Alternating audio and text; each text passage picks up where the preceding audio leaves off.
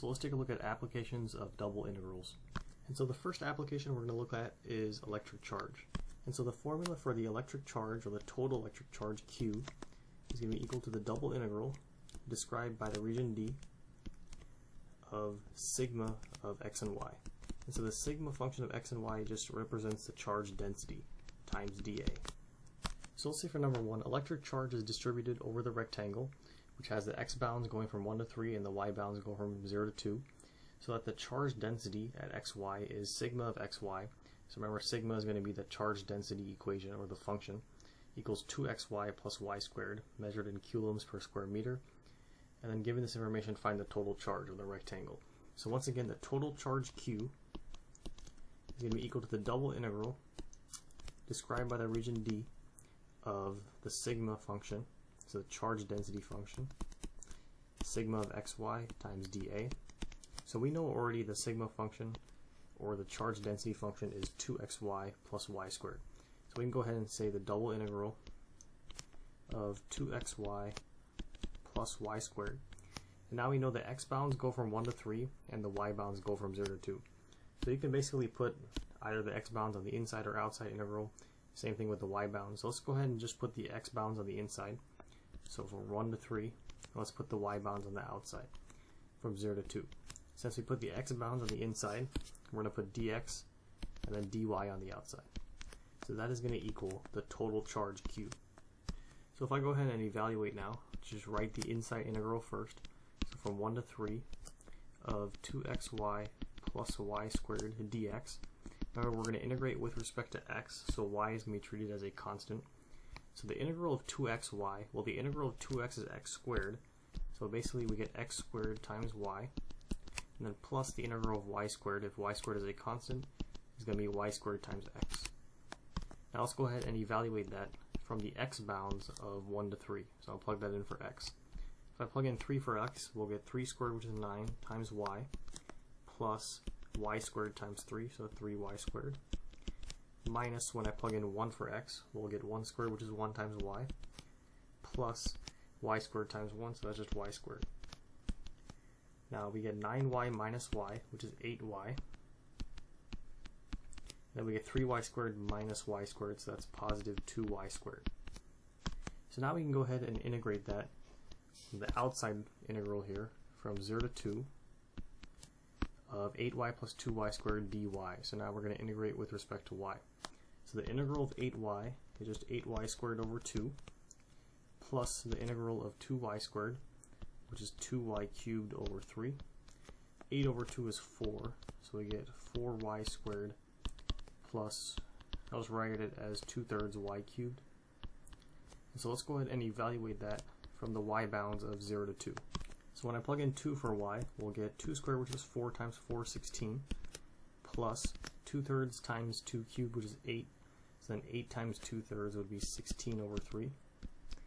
Minus, when I plug in 0, we'll just get 0 minus 0, or 0 plus 0, which that cancels. So we're left with 16 plus 16 over 3.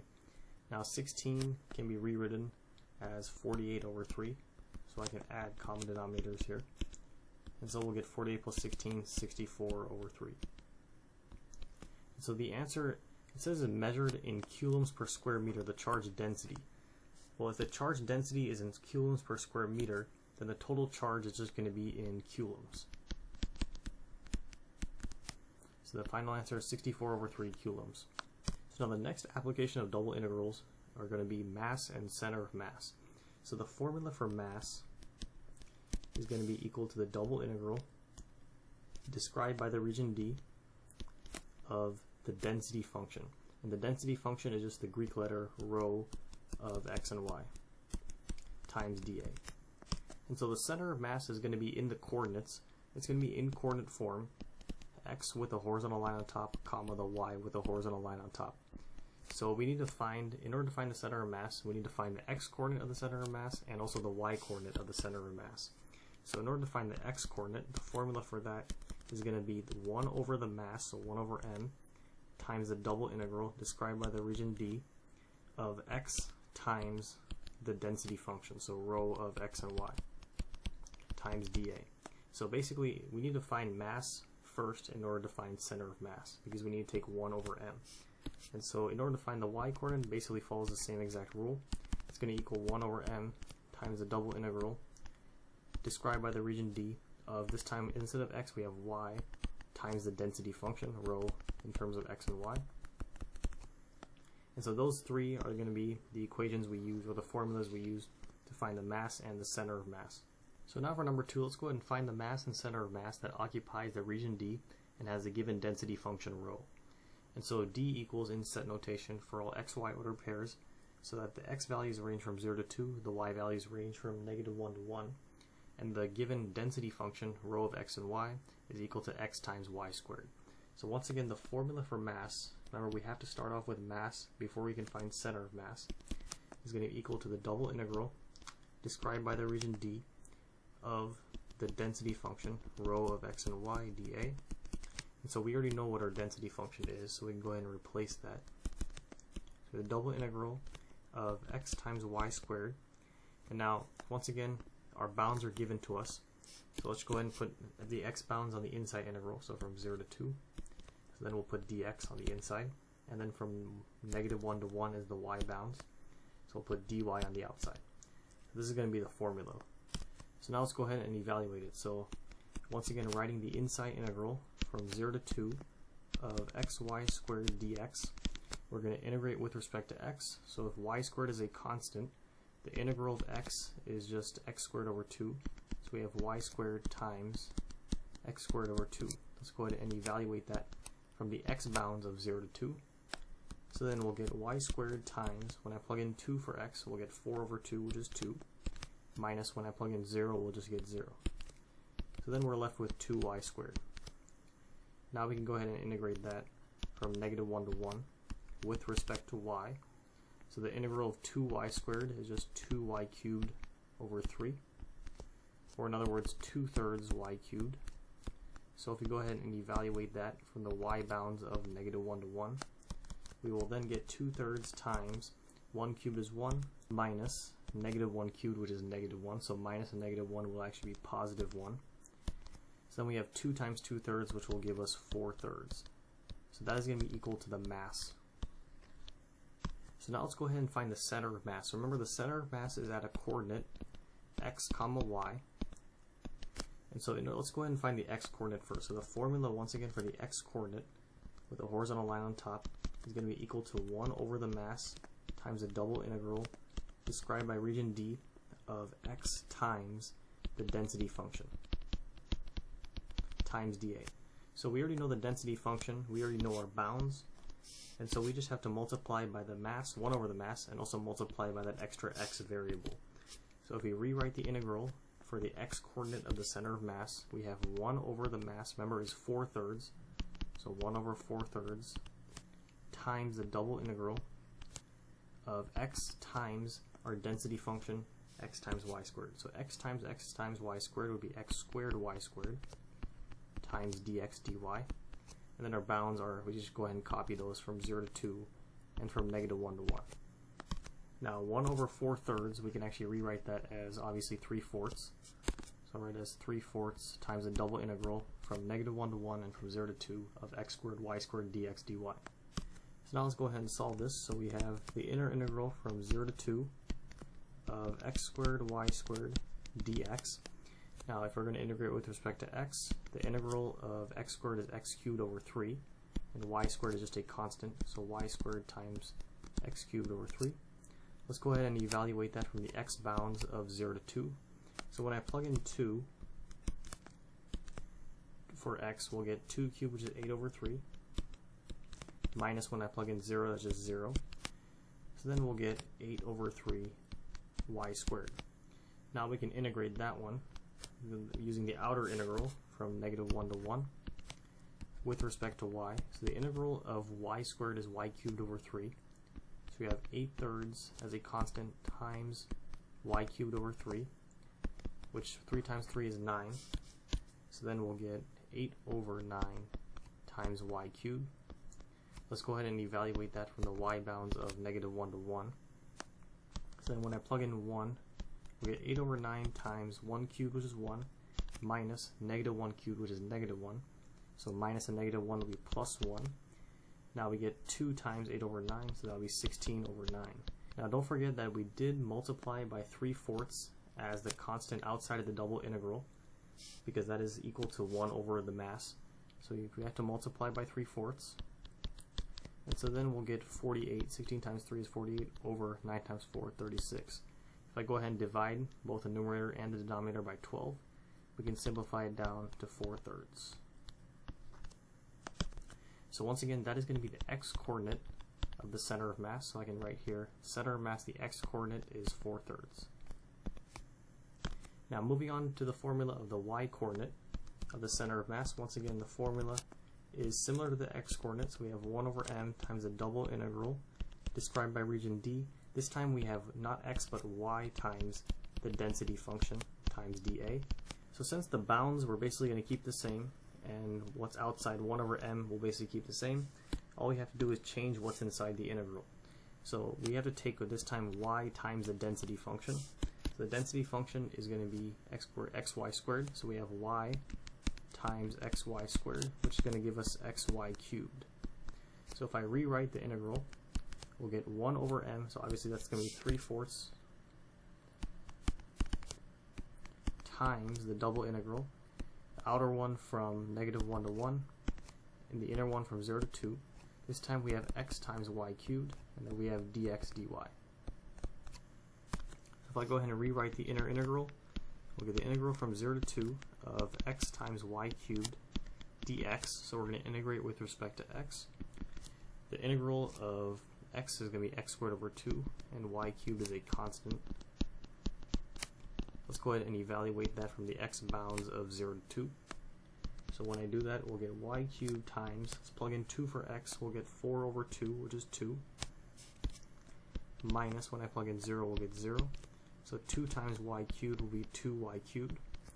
Let's go ahead and now integrate that using the outer integral from negative 1 to 1 times dy. So if you integrate with respect to y, the integral of 2y cubed is 2y to the 4th over 4, which is just y to the 4th over 2.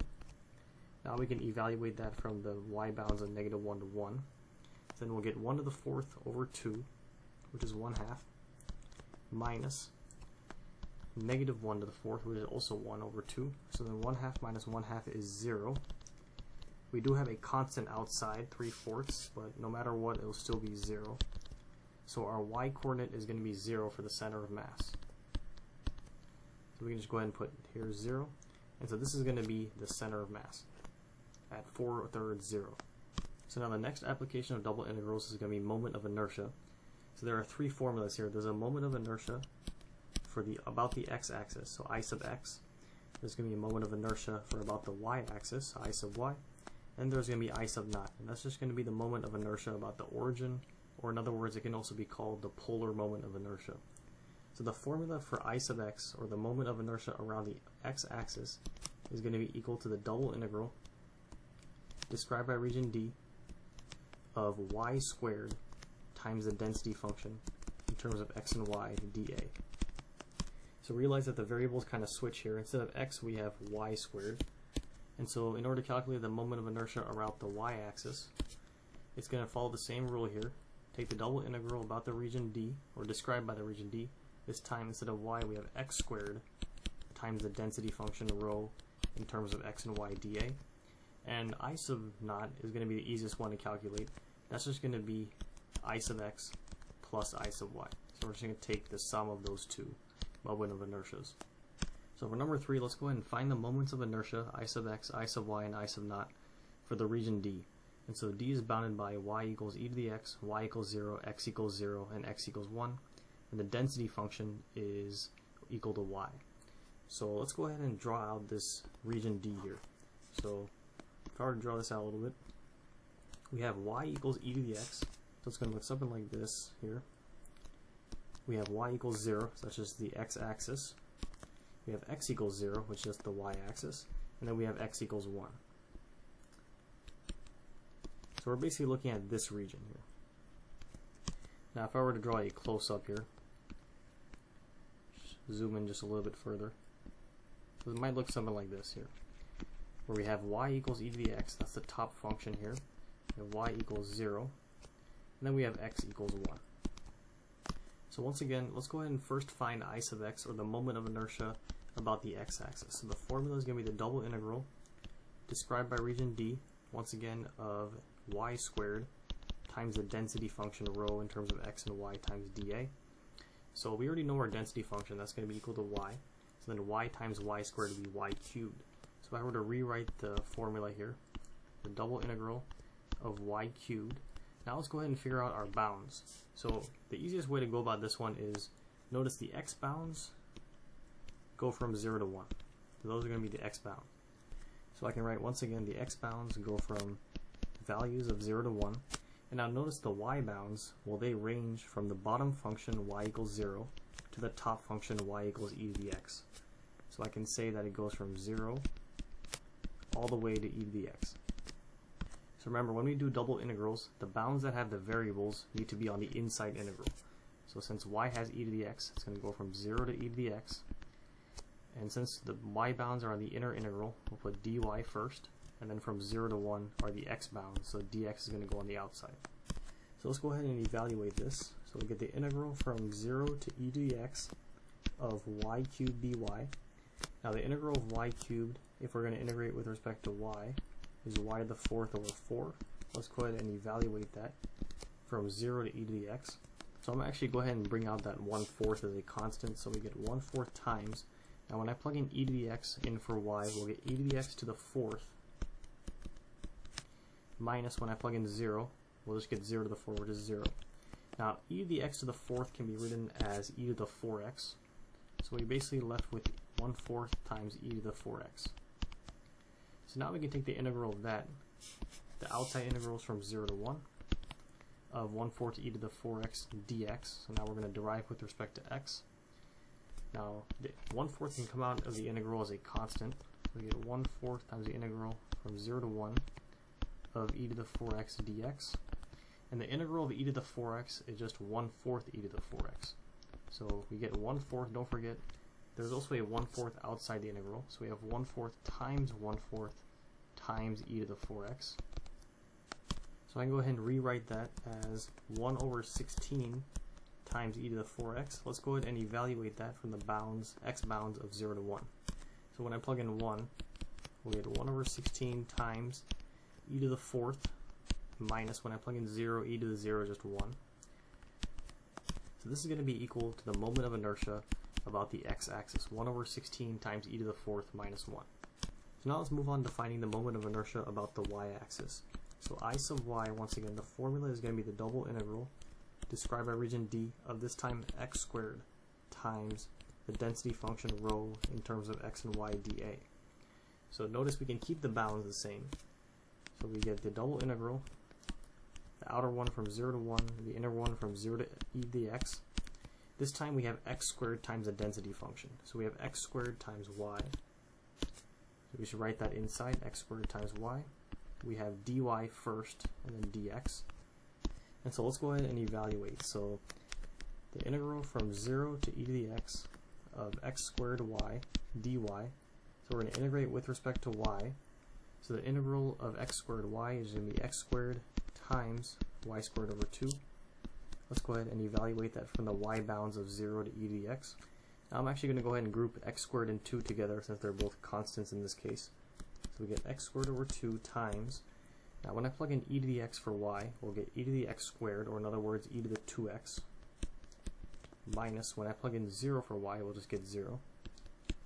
So then we're left with x squared over 2 times e to the 2x. So now we can go ahead and integrate that from 0 to 1, the outer integral, with respect to x. And so I'm actually going to go ahead and bring out the 1/2 as a constant. So we'll get 1/2 times the integral from 0 to 1 of x squared e to the 2x dx. Now in order to integrate this, we must use integration by parts. So I'm going to go ahead and make my u equal to x squared, and then dv is going to be e to the 2x. So we have a plus minus chart on the very right hand column. So we start with a plus here. Now the derivative of x squared is 2x, derivative of 2x is 2, derivative of 2 is 0. Integral of e to the 2x is 1/2 e to the 2x. integral of 1/2 e to the 2x is 1/4 e to the 2x, and integral of that is 1/8 e to the 2x. Then we have plus, minus, plus, and minus. So I'm going to go ahead and combine the terms and then add them and subtract them together. So x squared times 1/2 e to the 2x. So I can just rewrite it as 1/2 x squared e to the 2x. We have a minus here, so minus. Now 2x times 1/4 e to the 2x is just going to be 1/2 because 2 over 4 is 1/2. X times e to the 2x. We have a plus here. 2 times 1/8 is just 1/4, so plus 1/4 e to the 2x. Then we have minus the integral of the last row. And 0 times 1/8 e to the 2x is 0. The integral of 0 is 0, so that doesn't matter. We can just cancel that out. Now before I evaluate this, I'm actually going to go ahead and factor out a 1/2 from this. So we get 1/2 times x squared e to the 2x minus x e to the 2x, and then plus 1/2 e to the 2x. Now we can go ahead and evaluate it from 0 to 1. So when I go ahead and plug in 1 for x, we'll get 1/2 times 1 squared times e to the 2 times 1, so we just get e squared, minus 1 times e to the 2, or e to the power of 2, so we still get e squared. And then we have plus 1/2 times e squared. So then we have minus, when I plug in 0 for x, we'll get 0, and minus 0 times e to the 2x, 0, and then plus 1/2 times e to the 0. So e to the 0 is 1, so we're just left with 1/2. So now if I simplify here, well, e squared minus e squared will cancel, and so we're left with 1/2 e squared minus 1/2. So if I rewrite it, we'll get, and don't forget we do have a 1/2 on the outside, so 1/2 times 1/2 e squared minus 1/2. Now if I go ahead and factor out a 1/2 from the inside, we'll get 1/2 times 1/2 times e squared minus 1. 1/2 times 1/2 is 1/4, so I'll write up here 1/4 times e squared minus 1. Now don't forget that we did have the 1/2 outside of the integral, so we have to multiply what we got by 1/2. So then we're left with 1/8 times e squared minus 1. And so that is going to be equal to the moment of inertia about the y-axis. So now all we have left to find is the moment of inertia about the origin, or the polar moment of inertia. Once again, the formula for that is I sub x plus I sub y. So all we have to do is add what we have found for each of these. So I'm actually go ahead, in order to find common denominators, I'll rewrite 1/8 as 2/16. And so we'll get 1/16 times e to the 4 minus 1. I'll rewrite that as e to the 4 minus 1/16 plus I sub y, which we found to be 2/16 times e squared minus 1. I'll go ahead and distribute over the 2. So we'll get, on the numerator, 2e squared minus 2/16. Since these are common denominators, I can add. So then we'll get the final answer for the moment of inertia about the origin, or the polar moment of inertia, is going to be e to the 4th.